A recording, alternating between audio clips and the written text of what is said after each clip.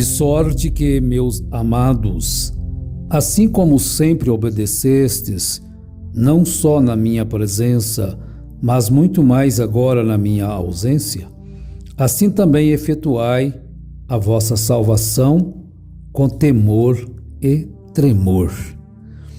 Bom dia a todos, na gloriosa paz de nosso Senhor Jesus Cristo. Que Ele conceda cura ao enfermo, alegria ao triste, gozo àquele que está abatido e que Ele possa te ajudar nas suas dificuldades. Nós lemos aí o verso 12 do 2º capítulo da carta de Paulo aos Filipenses.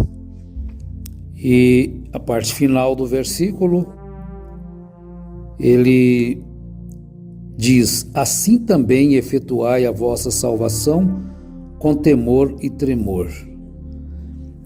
É claro que ele está trazendo, enfatizando a questão da obediência à doutrina.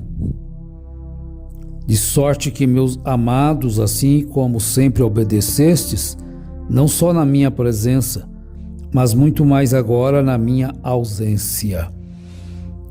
Assim também efetuai a vossa salvação com temor e tremor.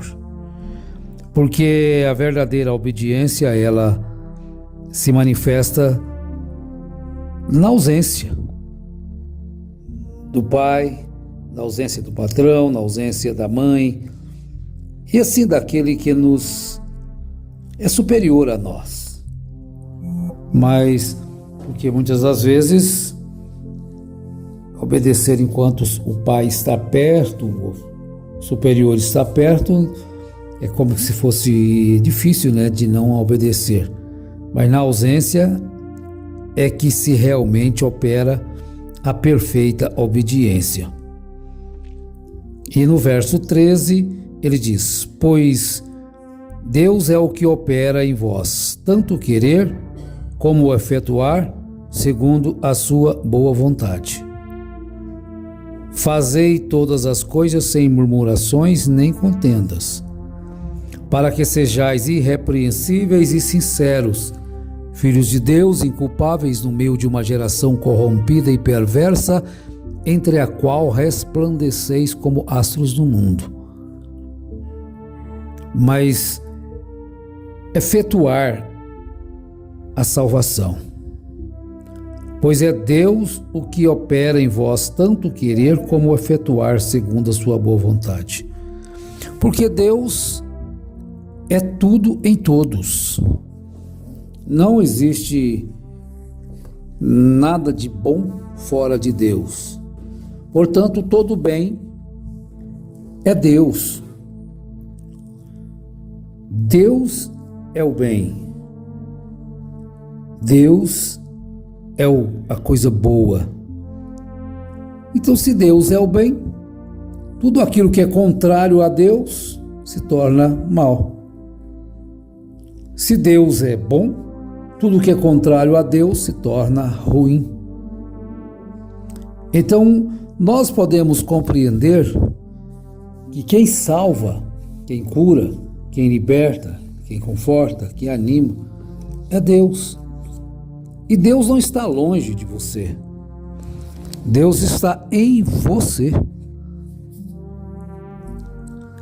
A forma de Espírito Santo, Deus está em ti, na forma do Espírito Santo.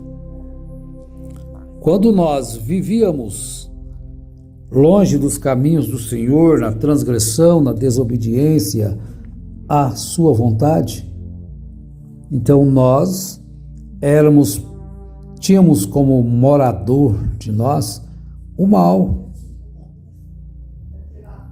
Não tínhamos a bondade, mas desde que Deus tomou o controle do nosso espírito, da nossa alma, então agora nós não vivemos mais sob o controle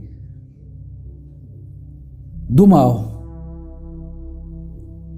O mundo em si é mal. Então nós não vivemos mais sob o controle do mundo. Os nossos desejos são mudados. Nós não precisamos, para ser feliz, de estarmos precisando de coisas mundanas para tal coisa. Quando Paulo escreveu a carta a Tito, no capítulo 3, ele disse assim a partir do verso 3: outrora nós também éramos insensatos, desobedientes, extraviados, servindo a várias paixões e prazeres, e vivendo em malícia e inveja, odiosos e odiando-nos uns aos outros. Então, se você ainda odeia alguém, você ainda não está na vida autêntica cristã. Outrora, passado, nós também éramos insensatos. Se você não tem prazer na obediência, você ainda está na velha vida. Se você ainda serve a várias paixões e prazeres, ainda tem seu coração plantado na malícia, na inveja, no ódio, você ainda não saiu da vida pecadora do homem sem Deus, da mulher sem Deus, para viver uma nova vida em Cristo Jesus. Às vezes você pode até cantar que tem uma nova vida, mas você vai perceber que seu coração ainda tem estas coisas dentro, você ainda não está vivendo uma nova vida. Então, alguém escreveu: você pode ter sido batizado na igreja, pode ter sido criado na igreja, pode ter servido na igreja como um ministro, alguém que cooperou, casado na igreja, morrido, sendo velado na igreja, e ainda assim se perder. Caso você esteja só na igreja e não em Cristo. Mas se você estiver só na igreja, mas se você estiver em Cristo, você tem prazer de estar na igreja. Que a igreja é o corpo. Mas se você não está na igreja, você também não está no corpo de Cristo. Agora, se você estiver só na igreja, você também ainda não é corpo. Você é apenas um pretendente a estar no corpo de Cristo. Então, note bem,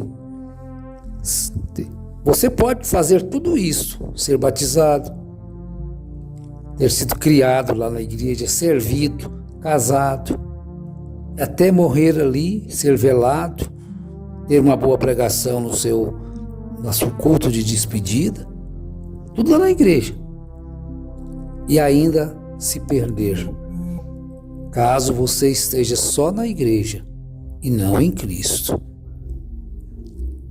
Eu, estando em Cristo, eu gosto de estar com os meus irmãos na igreja. Uma coisa chama a outra. Você vê aí, uma coisa chama a outra. Você está numa torcida de um time, você está junto com os torcedores daquele time. Você gosta da equipe de beber cerveja, você está junto com os bebedores. Então nós temos que analisar isto, fazer com que nós examinemos-nos a nós mesmos.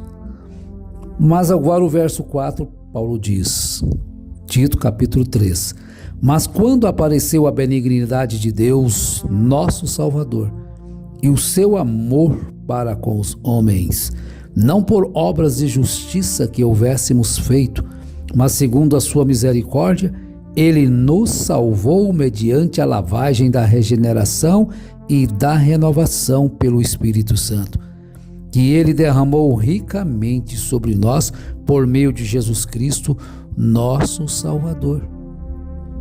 Então quem é o Salvador? É Jesus Cristo. Então nós estando mergulhados nesta salvação, com as nossas almas lavadas, purificadas pelo sangue do Senhor Jesus? Então nós deixamos aquilo de outrora, quando nós éramos insensatos, desobedientes. E agora estamos vivendo uma nova etapa de vida, porque a benignidade de Deus, nosso Salvador, e o seu amor para conosco, não porque nós éramos alguma coisa importante, as nossas obras de justiça que houvéssemos feito, mas foi segundo a sua misericórdia. Ele nos amou, Ele nos salvou, Ele providenciou um meio de nós estarmos ligados a Ele outra vez. É claro que não no corpo, mas um dia estaremos com Ele. É a promessa que Jesus fez. Nós o veremos assim como Ele é. E será maravilhoso. Todo olho verá, toda língua confessará que Jesus é o Senhor. Então não é uma escolha se você será julgado ou não. Você será julgado. Eu serei julgado. Porque todos harão de comparecer diante o tribunal de Cristo para explicar as obras feitas com este corpo. Então, meus amados e preciosos irmãos, a gente sabe das promessas de Jesus.